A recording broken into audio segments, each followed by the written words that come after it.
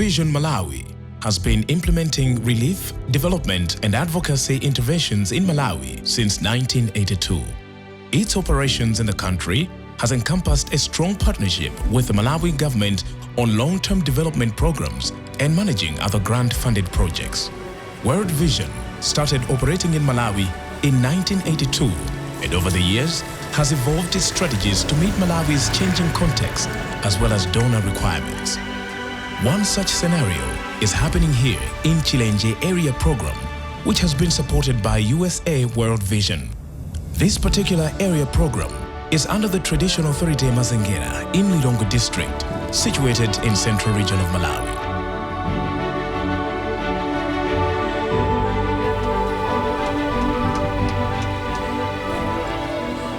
In Chisempere village, under USA World Vision supported program, there is this outstanding health infrastructure called Nzinga Village Clinic. For years, health services in Chisempere and surrounding villages were far out of reach. With the coming in of this facility, which has included a residential house for the health surveillance assistant, service delivery is now different because he is able to attend to sick children even beyond the critical 24-hour window. Mr. Mike Gamuseni, a health surveillance assistant from Nzinga Village Clinic, says previously he was traveling over 10 kilometers from nearest Diampwe Health Unit to reach this facility and was hard to deliver services to the community every day. I came here, I assist under 5 children, which is from 2 months up to 59 months. In the following diseases, fever cases, diarrhea, red ears, cough, malnutrition. But the other diseases, we just refer to health center. This Nzinga Village Clinic is 2 kilometers from our facility, Diampwe.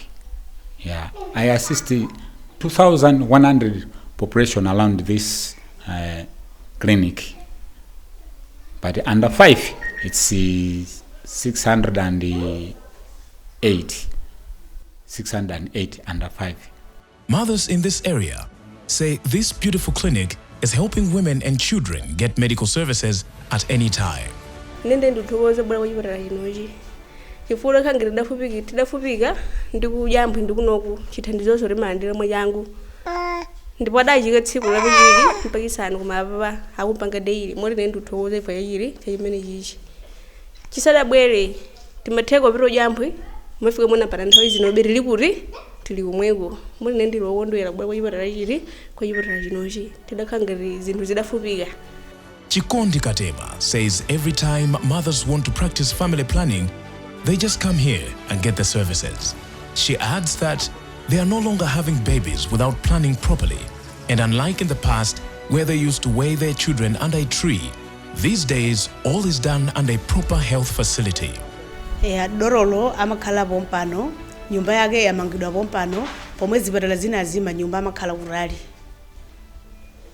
De ubwino wa chipatala chino chinchimechocho tikafika timangogoda basi dorolo kusagula kuruluka kudzatithandiza. We can say here that World Vision works almost in every district in Malawi in one way or the other, but one of our mandates as World Vision International is to improve the well-being of most vulnerable children, the most vulnerable children. And the most vulnerable children, most of them are found in hard-to-reach areas. We are talking about areas like Mwenewenya in Chitipa. We are talking about areas like Nyachipere in Nsanje. Talking about areas like Kalira in Chisi and many other places where not most people go to work, and it's very hard to go and work there.